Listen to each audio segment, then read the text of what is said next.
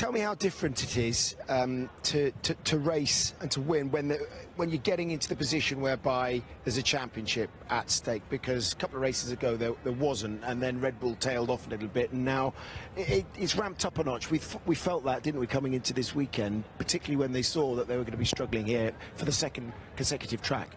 You mean how different is it for McLaren? How different? Now, because he's still so far behind on the points, but it's more like motivating because he can smell the chance coming. But we're still, I mean, that for Lando is just a mistake really in turn 4, because he's on the inside. He's really controlling the situation, being really, they're side by side, he's on the inside, he has the control of the situation. It's a little mistake there for Lando that he was too conservative.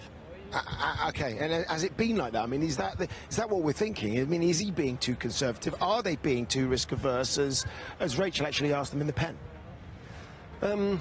Too risk-averse. It's difficult to say today. I mean, today they were caught out by surprise. You know, you couldn't predict that Ferrari is going to make that work. So I wouldn't be able to say that on today. And risk-averse, they let those two drivers fight like crazy. That's on the other side of it, isn't it? So yeah. I don't know how risk-averse that is. I mean, they were going wheel to wheel. Lando almost spun out in turn 4 there in the battle with Oscar.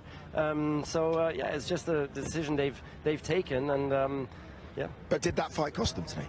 That fight on the very first lap, the first chicane, second chicane. Well, did it? I don't know. Not necessarily. Oscar drove a wonderful race. He was really fast. Leclerc got through, though. He was doing, yeah, but then Lando got, you're right, but then Lando got him again on the next pit stop. So after that, it was kind of reset again. And Oscar was just driving a fantastic race. He did the best they could today with that car. Just that then that front end, either they timed it wrong and should have gone for the one stop, or they really couldn't because the front end was really gone. We'll never know. They will know internally. But I think Oscar got the best out of it. Okay. I'll tell you who's not risk-averse, and that is Ted Kravitz, because he has dropped himself somewhere in the middle of 100,000 tifosi. Ted, where are you? Thank you very much, Simon. Yes, call it a rush of blood to the head. Call it wanting to put you and everybody else in amongst the celebrating tifosi. Call it madness. But the passion, the Ferrari passion has come upon me. So I've decided to join everybody in their celebrations. Hopefully no shoeies this time. But I'm interested also in a few things. You know, I've had a few sort of Ferrari fans say to me this year, you know, Carlos won in Australia, Charles won in Monaco. Are they just happy with that, or do they want to win some more races? And that was actually something we said to the team boss Fred Vasseur on Thursday, and he said absolutely we want to win some more races. The only reason we haven't been able to win some more races recently is because the car hasn't been doing what we want it to do, and now it is. And now we see the result. They were able to do, Ferrari, today something nobody else could do, which is make a tyre stop with, you know, so many laps, over 30 laps to go, and make the tyres work where so many people couldn't. We've got a very young tifoso here. Hi, can I just ask you, how are your feelings about today? Come ti senti oggi? Fine, I'm fine. Are you happy? You're happy for the winning? And when did you realise, and your son and everything, when did you realise that the one stop, that what Ferrari were doing? Only at the end. The last lap, we have something. Okay, we are winning. It's true. It's the dream come true. We have been here in the 19th when the last Leclerc here in 2019. Yep, and it brings good luck for Ferrari, I think.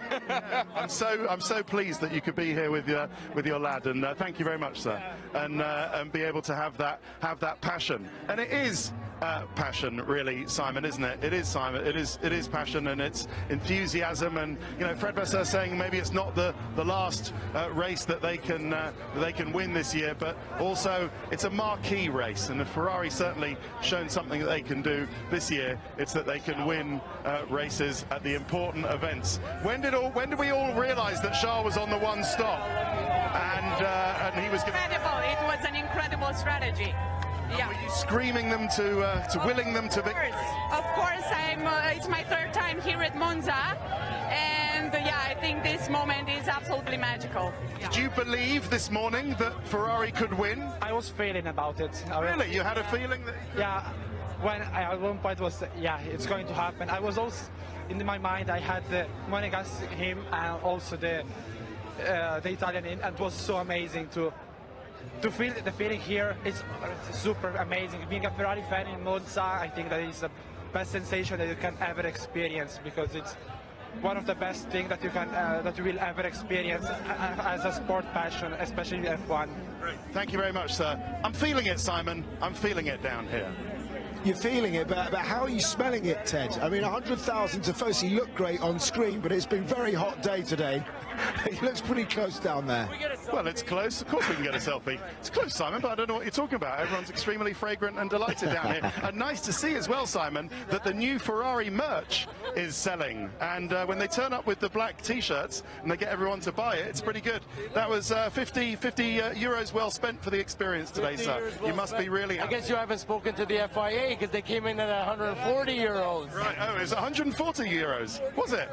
Wow, okay. But yeah, what about the emotions today with seeing your beloved team win? I was crying, just to say the least. It was amazing to watch it. So, yeah, we're very, very proud. One stop, eh? Yeah, it was crazy. Didn't think it was going to happen, but it did. Forza Ferrari, Simon. Forza Ferrari. I've got a notebook to do, so I better get back. But we're loving it down here. Yeah, I bet you are. I bet you are. Great stuff. Looks fantastic, doesn't it? Okay. I think we can hear from Charles Leclerc. Let's hear from the race winner.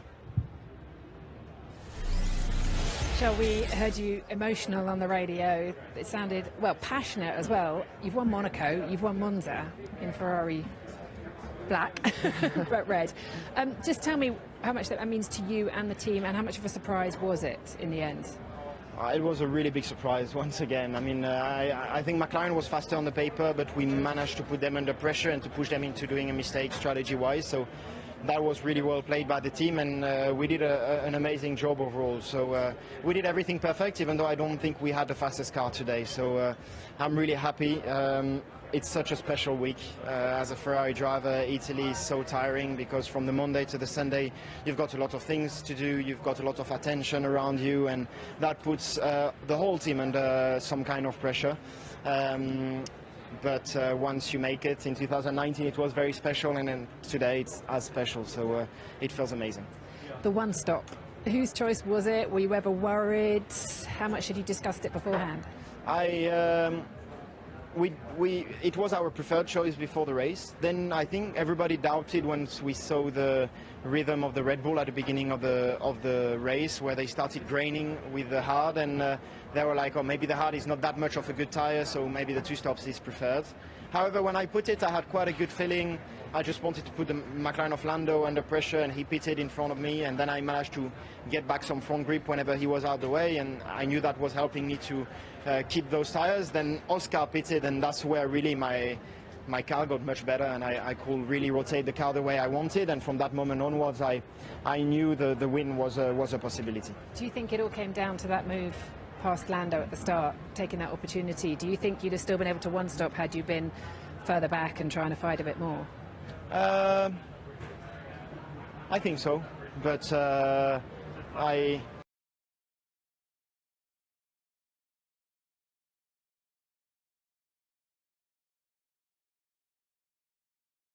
It's so awesome. I mean, as a Ferrari driver, to win here, it's just, it doesn't get much better than that. The only thing after that is winning the World Championship, of course, you know. But this is pretty close. Do you know why they won today? What? Weather gods. Look at this cloud cover. Yeah. We haven't seen clouds in the last 4 days of being here. Track temperature dropped nearly 10 degrees. I reckon if the track temp was still up where it was yesterday and the day before, his front tyres wouldn't have lasted either. You think? And I think they looked at the temperature, he was feeling good, he got the clear air, and it worked. The weather gods wanted Ferrari to win today. And they did. They did indeed. There we go. It is one that will be, as we said, celebrated late into the night here in Milan and the outskirts here in... is left on the table. And when he's trying to chase down someone of Max Verstappen's calibre, surely the number one priority is to win a Drivers' Championship, isn't it, Zach? Number one priority is to win both championships. I know that's kind of two priorities, but, you know, they're both young drivers who want to win. You know, we've always believed in having two number ones. That's always been McLaren's way. It can be very difficult to manage. You know what it was like with Lewis. We've seen it with Senna and Prost. So they get along great. They do race each other clean, and it's philosophical. Do you a one-car team or a two-car team? And the easiest thing would have been for Lando to just run away with it and then not have to put difficult decisions on pit wall. But Andrea and I are taking it one race at a time. Okay, well, one race at a time, but as I said, it's still a net gain, I believe, for Lando of 8 points. So the gap's now down to 62. You've come to this race, and it was the quickest car again. Okay, but for the strategy today, it was the quickest car. Totally different track from Zandvoort. We now go to Azerbaijan, as we were saying, they're all sort of outliers, and then we go to another one where Red Bull suffered last year. So what is the thought process of your approach to the last 8 races? I don't see why we can't be going for the win every race weekend. I think we're going to have tough competition, but I think we've shown our car's good in kind of all conditions, all different types of circuits. We were very strong in Singapore last year. Baku's always a bit of a crazy race, but we're going to show up every weekend trying to go for pole, trying to go for front row lockout, trying to win. I'm sure it won't quite work like that for the next 8 races, but because the competition's tough. I think what we have is a 3-way race for the Constructors' Championship, because Ferrari's 30 points behind, but look at them today. It was them and us. So I think it's exciting to see what happens. It's good Formula One right now, isn't it? Formula One's amazing right now. How is it when you're in the thick of it? Even better, or even more nerve-wracking, and sometimes disappointing? It's a bit of both. When you start first and second, you kind of just think about where we were at the start of 23, and here we are, second and third. A little bit of a sting, of course, but I think we need to look and go, that's 12 podiums in a row, and we're 8-9 points out of the Constructors' Championship. Lando closed the gap, so not a bad result. Can I ask one more thing? How destabilized do you think Red Bull is at the moment? They really seem to have lost their mojo out there, and you say you're receiving tons of CVs going across your table all the time from that team. We've seen some high-profile people leave the team. What are your thoughts? Yeah, ultimately don't know what's going on in there, but, I think Adrian Newey, I bet it'd be nice to have him around the conference room table right now, looking at how to improve the car. And obviously Jonathan Wheatley's still there, but, he's moving on, and Rob Marshall, who joined us. So you've got 3 of the most senior people that were at Red Bull, huge contributors. It can't not be a loss. We all have bad pit stops, but it does seem to be that things are a bit more destabilized than they've certainly been recently. And we hear you're trying to take Adrian Newey, but he's not returning your calls anymore. Is that correct? We always returns my calls. We're good friends. We go historic racing, but as I've said, I'm very happy with the racing team that we have. Depends if your pockets are deeper than Lawrence Stroll's, I suppose. Thank you, Zach. Really appreciate your time. Commiserations today, but as you said, it was a miserable second and third. Okay, all right. Thank you. There we are. Take care. Appreciate it.